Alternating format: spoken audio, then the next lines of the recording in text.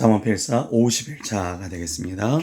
오늘 50일차는 잠언 18장 9절부터 16절 의인의 견고한 망대라는 제목으로 말씀 보시겠습니다. 지금까지 약간 악한 제 행위들에서 좀 많이 보셨어요. 교만, 다툼을 일으키는 교만이라든지 악인이 자기의 뜻을 이제 관찰시키려고 하는 그런 독선이라든지 그런 것들 좀 보셨죠. 그래서 오늘 첫 그 구절을 보시면 그런 것들을 좀 이렇게 정리해 놨습니다. 구절이 18장 9절에 보시면 자기의 일을 게을리하는 자라고 나오죠. 게을리하는 자는 패가하는 자의 형제. 그러니까 자기의 자신의 권리와 의무, 축복을 포기하는 자를 게을리하는 자라고 얘기를 합니다. 게을리하는 자는 다른 자가 아니죠. 어떻게 보면 에서 같은 경우, 야곱과 에서의 사례를 보시면 에서가 뭘 그렇게 잘못했는가? 에서가 뭘 잘못했는가? 에서가 잘못한 건 딱 하나죠. 자기에게 받을 축복을 야곱에게 양도한 거죠. 그러니까 다시 말하면 양도해서 여기서 끝나는 게 아니라 야곱에게 축복을 주면서 나에게 받는 축복을 무시해버린 거죠. 오늘 이런 관점입니다. 내가 하나님 앞에 받아야 될 것들이 있어요. 내가 하나님의 길대로 가면 받을 수밖에 없게끔 돼 있는 복들, 그 복들을 내가 쉽게 생각해 버리면 그것이 바로 게으른 자에 속한다라는 것이죠. 이 게으른 자는 일을 안 하는 자를 뜻하는 것이 아니라 하나님의 길을 가지 않고 하나님의 뜻을 무시하는 자를 뜻하겠습니다. 그래서 오늘은 의인의 견고한 망대, 이런 사람이 아니라 어떻게 하면 하나님의 그 견고한 망대 속에 살아갈 수 있느냐. 이 망대가 우선 뭐냐면요. 망대는 이게 망대라고 이제 네이버에 검색해 보니까 라이프 성경 사전에 보시면 이렇게 나옵니다. 그러니까 초소죠. 맨 위에는 집은 초소고 그 밑에 이제 망대, 그 이제 밑에서 좀 이렇게 잠깐 교대로 쉬는 곳이죠. 그리고 이곳에서 이제 뭔가를 피할 수도 있고 어떠한 위험이라든지 어려움을 좀 이렇게 은폐해서 내가 숨어서 좀 이렇게 지나갈 수 있게끔 만들어 놓은 것이 이제 망대가 되겠습니다. 그래서 18장 10절에 보시면 망대가 뭐라고 그러냐면 여호와의 이름이라고 얘기합니다. 여호와의 이름은 견고한 망대. 의인은 그리로 달려가서 안전함을 얻는다. 여호와의 이름이라는 표현이 굉장히 생소하고요. 잠언에도 처음 나오는 표현인데 우선 여호와라고 하는 그 단어 자체가 자존성, 스스로 존재한다는 거죠. 불변성, 변하지 않는 존재, 무한성, 무엇이든지 계속적으로 확장이 되실 수 있는 존재, 전지전능하심, 의로우심, 그러니까 굉장히 공평하시고 정의로우시고 이 세상의 모든 것을 하실 수 있는 그 분 밑에 내가 들어갈 것이냐라는 것이죠. 그래야지만 여기서 안전함을 얻는다라고 표현을 했고요. 그 뒤에 11절에는 이거에 반대되는 말로 부자의 재물이 그의 견고한 성이라고 표현을 합니다. 이게 이제 10장 15절 상반절에 보시면 같은 문구가 나와요. 부자의 재물은 그의 견고한 성 이래갖고 그때는 이제 가난한 자가 뭐 멸망 이런 얘기가 나왔는데 여기서 이제 말씀드리는 거는 성경에서 말하고 있는 부분은 내가 안전을 뜻하는 그 근거가 하나님이냐, 하나님 믿치냐, 아니면 돈이 목적이냐라는 것이죠. 그거를 어떻게 우리가 간단히 알 수 있냐면 돈을 벌기 위해서 하나님의 길을 좀 무시하는 상황이 생길 때가 있어요. 이상하게 그렇게 상황을 만듭니다. 그럼 그때 내가 뭘 선택할 것이냐? 내가 힘든데 그럼에도 내가 어떻게 선택할 것이냐? 그게 이제 내 우선 가치가 되겠죠.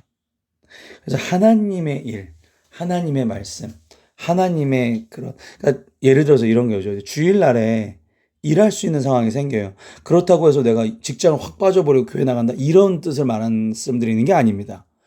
내가 만약 주일날에 못 갔어요. 그럼 어떻게 할 수 있을까요? 하나님의 일을 평일에 또 하실 수 있고요. 또 저녁에 하실 수 있고요. 밤에도 하실 수 있습니다. 어떻게 할 수 있죠? 이렇게 온라인으로 예배 드릴 수도 있고요. 혹은 교회에 이제 많이 못 나오시는 분들을 위해서 내가 전화해 줄 수도 있는 거고. 어떻게 잘 지내시냐고. 혹은 모르는 사람인데도 저는 생석교회 검사 누군데 혹시 좀 요즘 건강 어떠시냐고 이렇게 전해 줄 수 있는 거죠. 솔직히 핑계죠. 그죠? 하나님의 일을 못한다라는 것은 내가 일을 하면 할 수 있는 것들이 참 많습니다. 내가 내 직장에서도 하나님의 의를 드러낼 수도 있는 거고요. 12절부터는 바른 마음가짐의 중요성에 대해서 나옵니다. 사람의 마음의 교만은 멸망의 선봉이죠. 다시 말하면 교만이 죄 중에 가장 먼저 되는 죄. 이게 왜 그러냐면 아담과 하와의 보시죠. 하나님처럼 되고 싶다. 그 교만함. 그것이 이제 원죄가 되었죠. 그래서 멸망의 선봉이 됩니다. 이게 교만이라는 것 자체가 물론 남을 해한다라는 것도 교만이 많이 나왔었는데 우리 49일차에도 하지만 자기 자신의 우선 해하게 된다라는 걸 우리가 잊지 말아야 된다라는 것이죠. 하나님의 길을 쭉 걸어가야 복을 얻는데 그럼 그 걸어갈 수 있는 힘이 뭐냐? 겸손이라고 12절에 결론을 짓습니다. 겸손이구나. 겸손해야지 하나님의 길을 갈 수 있고 하나님께서 예비해 놓으신 복을 다 내가 얻어갈 수 있구나. 이게 마음가짐이 그래서 얼마나 중요한지 모릅니다. 내가 복을 받기 위해서 겸손한 겁니다. 사연을 듣기 전에 대답하는 자는 미련하여 욕을 당하느니라. 이게 14장에 보시면 이런 얘기, 조급하다는 얘기가 많이 나오거든요. 그러니까 내가 상대방의 얘기를 듣기 싫어서 내 얘기부터 하고 싶어서 먼저 얘기하시는 분들이 있단 말이에요. 그럼 이거 어떻게 해야 되느냐? 훈련해야 됩니다. 경청은 훈련이에요. 먼저 상대방이 얘기를 하면 그 사람을 먼저 쳐다보고 고개를 끄덕이면서 차근차근 그 사람의 중요한 단어를 내 머릿속에 조금 이렇게 익히시는 게 중요합니다. 그러면서 말해주는 거예요. 아, 이거 그렇구나. 이것 때문에 힘들구나. 이렇구나. 이것 때문에. 훈련인 거죠, 경청은. 이거를 내가 습관화하기 시작하면 신기하게 사람들이 나한테 얘기하고 싶어집니다. 어머, 내가 너한테 왜 이런 얘기까지 하는지 모르겠네. 이렇게 만들어지는 거예요. 경청은 훈련이다라는 것이죠. 이 겸손한 자가 가능한 것이죠. 아까도 우리 이제 잠언에도 많이 나오지만 자기의 지식을 얘기하고자 하면 이게 안 됩니다. 조급하게 말을 먼저 하죠. 18장 14절에 보시면 사람의 심령은 그의 병을 능히 이기려니와 심령이 상하면 그것을 누가 일으키겠느냐. 자신의 심령을 강하게 해야 된다. 마음가짐을 강하게 해야 된다. 또 타인의 이런 심령도 해하지 말아야 된다. 여기서 심령이라는 단어가 루하으라는 단어, 유명한 단어죠. 루하으라는 단어를 썼는데 심령이 얼마나 중요한 것이냐. 그래서 육체의 건강보다도 선행되는 게 심령인 것이고 내가 타인의 심령을 상하게 하는 일도 굉장히 큰 죄악이 되는 것이고 내 스스로 심령도 한 번 상해지면 이게 회복되기가 쉽지 않기 때문에 그래서 내가 하나님 앞에 나의 심령을 만드신 그분께 요청을 드리는 거죠. 오늘도 내 마음을 감찰하여 주시옵소서. 이게 다시 말하면 진찰하여 주시옵소서. 15절입니다. 명철한 자의 마음, 아까 심령이 여기 보면 마음이라고 또 표현이 됐어요. 내적 상태를 뜻하고요. 지식을 얻고 지혜로운 자의 귀라는 것은 우리가 어디에 귀 기울인다라는 얘기가 나오죠. 아까 이게 조급한 말이랑 약간 이어지는 부분인데 귀 기울인다. 그 사람한테 내적 상태가 향하는 방향성을 뜻합니다. 그러니까 내가 이 사람의 얘기를 들어주려고 말을 듣느냐, 이 사람한테 내 얘기를 하려고 이 사람을 만나느냐, 그 차이가 이제 정해지는 것처럼 그 차이가 태도를 만들게 되는데 여기도 15절에도 마찬가지입니다.